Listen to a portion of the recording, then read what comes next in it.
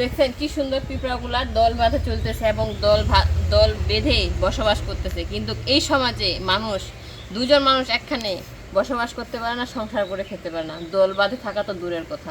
এগুলো হচ্ছে রোশনি শাক। এই শাক আমাদের অঞ্চলে মানুষ কিন্তু খায়, এটাকে আমরা রোশনি শাক বলি। কোন অঞ্চলে কি বলে সেটা জানি না, অবশ্যই কমেন্ট করে জানাবেন। আর এই যে শাকের যে বিচিটা আছে, এই বিচিটা কিন্তু এই যে ফুলটা, এই ফুলটা কিন্তু আমরা একসময় খুব খেলছিলাম ছোটো থাকতে, যেটা বলে চুরই ভাতি যখন খেলছিলাম তখন এটা নিয়ে খেলছি। শাক খাইলে কিন্তু একটু মানে জিভার মধ্যে তিত্তির করে ধরে। আমি এই শাককে বলি তিত্তিরি শাক। এই শাকের কিন্তু অনেক উপকারিতা, অনেক গুণ আছে। এই শাক কিন্তু ভর্তা করে খাওয়া যায়, আবার অন্যান্য লাউ শাক বা মিষ্টি শাকের সাথে, মিষ্টি লাউ শাকের সাথে ভাজি করে খাওয়া যায়। আর এই শাক কিন্তু অন্যান্য অঞ্চলে গরু ছাগল খায়, কিন্তু আমাদের অঞ্চলে মানুষও খায়। আর আমরা হচ্ছে গ্রামের মানুষ, আমরা বেশিরভাগ শাকসবজি টুকাই খাই।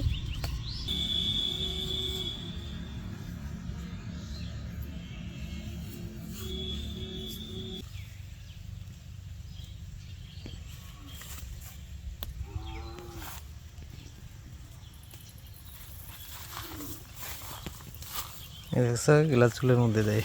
আমরা যখন ছোট ছিলাম তখন এইগুলা একজন আরেকজনের মাথায় দিতাম আর বলতাম যে দাও তোমার মাথাটা সুন্দর করে সাজায় দিই।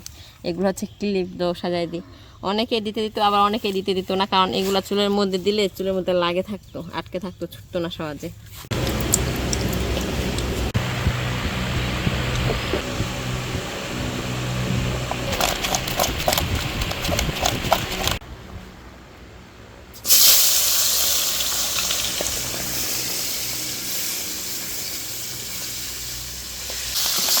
মাছ ফেলে দিলে যেমন ছাট করে ওঠে, জামাইকে ঈদের সময় কোনো কিছু মার্কেটের কথা বললে শাশুড়িগুলা ছাট করে ওঠে।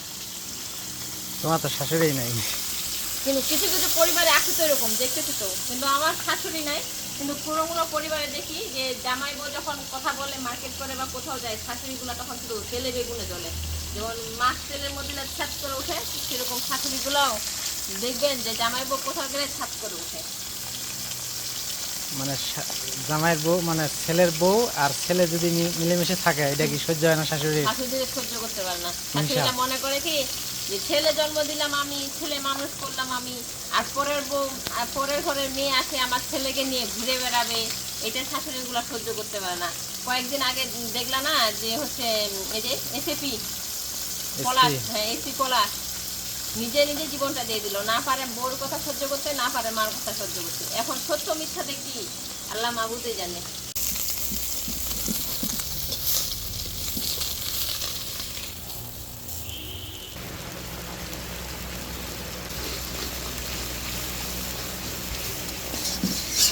গরমে রান্না করা যাচ্ছে না, আর সূর্যের তাপ, এই কারণে আপনার ভাইয়া আমাকে দেখেন কি সুন্দর ফ্যান আনে দিতে আঙিনায়, যেন আমার কষ্ট না হয়।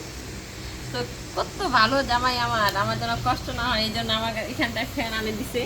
এই মশলাটা কিন্তু বেশিক্ষণ কষা যাবে না, হালকা একটু কষাই নিতে হবে। আমি হালকাভাবে কষাই নিলাম, নিয়ে এখন আলুগুলা দিয়ে দিব। আলুগুলা দিয়ে ভালো করে একটু কষাই নেব, নিয়ে পানি দিয়ে দিব সিদ্ধর জন্য।